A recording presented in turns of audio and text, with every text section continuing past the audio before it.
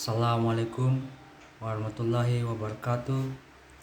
Perkenalkan, nama saya Albert Pawarangan, NIM 1831041172 dari kelas Penjaskes Rek E, jurusan Pendidikan Jasmani, Kesehatan dan Rekreasi, Fakultas Ilmu Keolahragaan, Universitas Negeri Makassar. Pada kesempatan kali ini saya akan mempresentasikan PPT saya, Laboratorium dan Perpustakaan, untuk memenuhi tugas final mata kuliah Laboratorium dan Perpustakaan. Langsung saja kita masuk. Yang pertama yaitu pengertian laboratorium.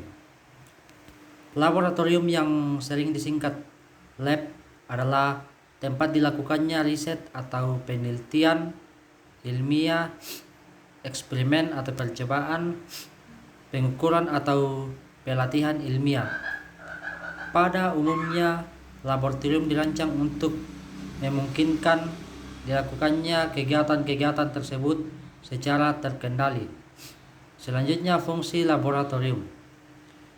Secara garis besar, laboratorium dalam proses pendidikan adalah sebagai berikut.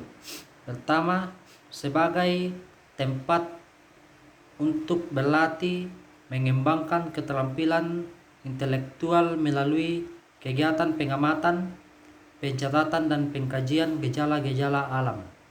Kedua, mengembangkan keterampilan motorik siswa. Siswa akan bertambah keterampilannya dalam mempergunakan alat-alat media yang tersedia untuk mencari dan menemukan kebenaran. Yang ketiga, memberikan dan memupuk keberanian untuk mencari hakikat kebenaran ilmiah dari suatu objek dalam lingkungan alam dan sosial. Yang keempat, memupuk rasa ingin tahu siswa sebagai model sikap ilmiah seseorang calon ilmuwan. Yang kelima, membina rasa percaya diri sebagai akibat keterampilan dan pengetahuan atau penemuan yang diperolehnya. Kemudian, jenis-jenis laboratorium. Yang pertama, laboratorium analisis air dan udara. Laboratorium analisis air dan udara menyediakan pelayanan untuk menganalisa kualitas air dan udara dan juga memberikan layanan konsultasi untuk penilaian dan pengukuran keadaan lingkungan di lapangan. Kedua, laboratorium analisa tanah dan tanaman. Laboratorium analisa tanah dan tanaman memberikan layanan analisa untuk unsur-unsur hara tanah dan tanaman. Selain itu juga memberikan layanan analisa fisika tanah. Kemudian, laboratorium analisa pangan dan pakan. Laboratorium analisa pangan dan pakan memberikan layanan analisa produk-produk pangan seperti vitamin dan mineral. Selain itu juga memberikan program pelatihan HACCP bekerja sama dengan instansi atau lembaga terkait. Kemudian, laboratorium kultur. Jaringan laboratorium kultur menghasilkan plantles dan bibit berbagai jenis tanaman. Laboratorium ini juga memberikan konsultasi teknis kepada siapa saja yang tertarik dengan pengusahaan tanaman. Kemudian, laboratorium terpadu dilengkapi dengan fasilitas yang menunjang penelitian di bidang bioteknologi, biologi, kimia, dan disiplin ilmu yang terkait lainnya. Fasilitas yang terdapat di laboratorium terdapat antara lain DNA sequencer, PCR atau polymer chain reaction, ELISA reader, spectrophotometer, VIS, ultrasonic Klesner, HPLC, high performance lipid chromatography. GC, gas chomatografi, dan regulator. Saat ini laboratorium terpadu memberikan layanan analisa spesial untuk kebutuhan penelitian bioteknologi yang meliputi analisa random application of polymeric DNA, RT sampai PCR, reverse transcription, polymer chain excision, dan isolasi gen dari bakteri, tanaman, dan hewan. Kemudian tujuan pengelolaan laboratorium. Tujuan pengelolaan sebuah laboratorium antara lain adalah perencanaan terhadap kebutuhan alat dan bahan laboratorium terorganisir dengan baik. Dengan adanya pengelolaan laboratorium, kebutuhan akan alat dan bahan praktikum ataupun perlengkapan laboratorium lainnya sudah terencana dengan baik. Kemudian semua alat dan bahan yang ada di laboratorium terdeteksi.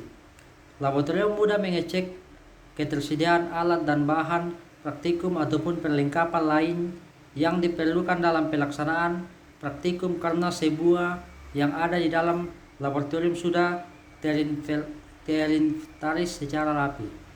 Kemudian seluruh aktivitas laboratorium mudah dikontrol, yaitu dengan adanya administrasi yang baik. Untuk mencapai optimalisasi yang penggunaan laboratorium, baik dari segi pengelolaan alat dan bahan, ketersediaan fasilitas, dan pengelolaan laboratorium itu sendiri. Kemudian layout atau tata ruang laboratorium. Tata ruang sebuah laboratorium harus direncanakan sejak pembangunan gedung. Tata ruang laboratorium yang baik harus memiliki pintu masuk, pintu keluar, pintu darurat, ruang persiapan, ruang alat, ruang bahan, gudang, ruang bekerja, ruang seminar atau diskusi, loker, serta ruang AC untuk menyimpan alat-alat dengan persiapan tertentu. Sebuah laboratorium didesain berdasarkan peruntukannya. Laboratorium yang digunakan untuk pembelajaran mempunyai desain yang berbeda. Dengan laboratorium yang digunakan untuk penelitian, laboratorium yang ideal harus mempunyai desain yang baik terutama dalam hal bentuk, ukuran, dan ruangan. Kemudian, hal yang perlu diperhatikan juga adalah kapasitas laboratorium.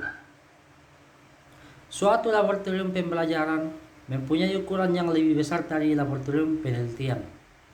Dengan demikian, mempunyai kapasitas yang lebih banyak untuk menampung siswa atau mahasiswa praktikan. Kemudian, infrastruktur laboratorium.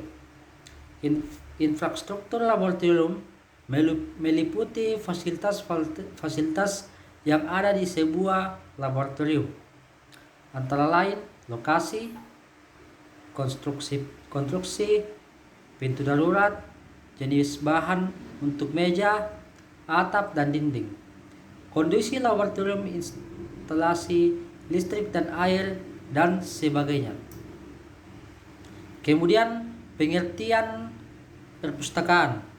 Pengertian perpustakaan sebelumnya mengulas tentang perpustakaan sekolah. Terlebih dahulu, penulis akan mengemukakan pengertian secara umum.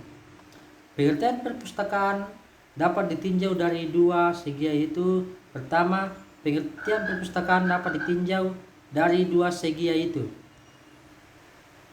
pengertian perpustakaan menurut bahasa. Istilah perpustakaan dalam bahasa Indonesia dibentuk dari kata unsur pustaka ditambah awalan per dan akhiran an. Menurut Kamus Umum Bahasa Indonesia 1988, perpustakaan diartikan sebagai kumpulan buku-buku atau bahan bacaan. Kemudian, menurut Kamus Lengkap Praktek Inggris Indonesia, perpustakaan dalam bahasa Inggris disebut dengan library. Kemudian, Pengertian perpustakaan menurut istilah. Perpustakaan adalah suatu ruangan bagian dari gedung atau bangunan atau gedung itu sendiri yang berisi buku-buku koleksi yang disusun dan diatur sedemikian rupa sehingga mudah dicari dan dipergunakan apabila sewaktu-waktu diperlukan untuk dibaca. Kemudian menurut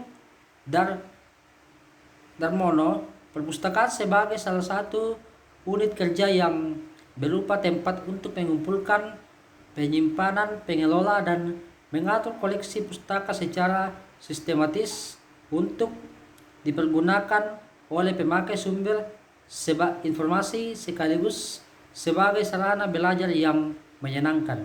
Kemudian menurut Ibrahim Bafadal, perpustakaan adalah suatu unit kerja dari suatu badan atau lembaga tertentu yang mengelola bahan-bahan pustaka, baik berupa buku-buku maupun bukan berupa buku, atau non-book material, yang diatur secara sistematis menurut aturan tertentu sehingga dapat dipergunakan sebagai sumber informasi oleh setiap pemakai. Kemudian tujuan perpustakaan. Tujuan perpustakaan tidak dapat lepas dari fungsi perpustakaan. Di antara tujuan pokok didirikan sebuah perpustakaan adalah menyediakan sarana atau tempat untuk menghimpun berbagai sumber informasi untuk dikoleksi secara terus-menerus, diolah dan diproses. Kemudian sebagai sarana atau wahana untuk melestarikan hasil budaya manusia atau ilmu pengetahuan, teknologi dan budaya melalui aktivitas pemeliharaan dan pengawetan koleksi. Kemudian sebagai agen perubahan atau agent of change dan agen kebudayaan serta pusat informasi dan sumber belajar mengenai masa lalu, sekarang dan masa akan datang. Selain itu juga dapat menjadi pusat penelitian, rekreasi dan aktivitas ilmiah lainnya. Menciptakan budaya membaca untuk mencerahkan masa depan bangsa, karena dari membaca inilah kita dapat memperoleh berbagai macam pengetahuan yang berguna untuk menjadi bekal di kehidupan yang akan datang. Kemudian fungsi perpustakaan.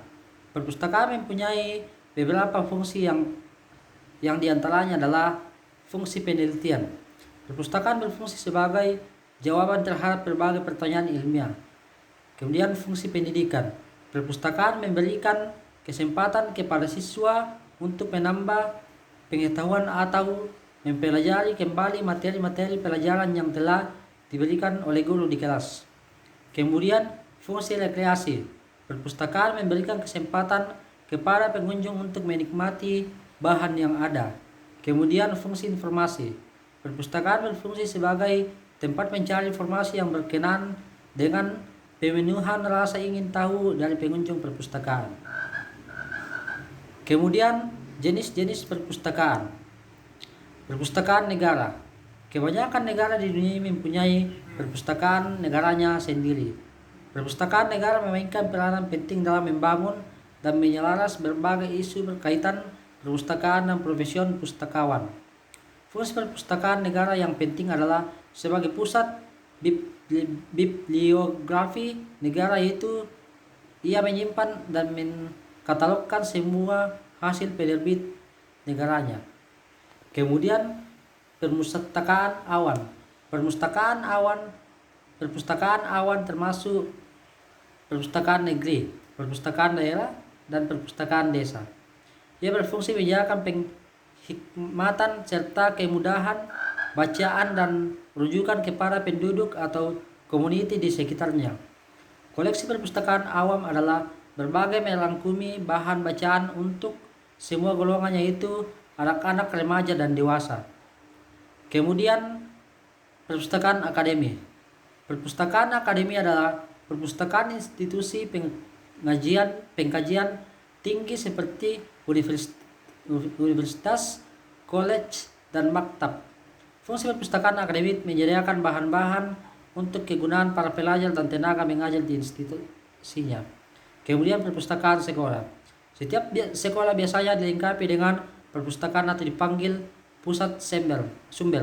Size perpustakaan sekolah kebanyakan adalah kecil dengan koleksi bahan yang sederhana.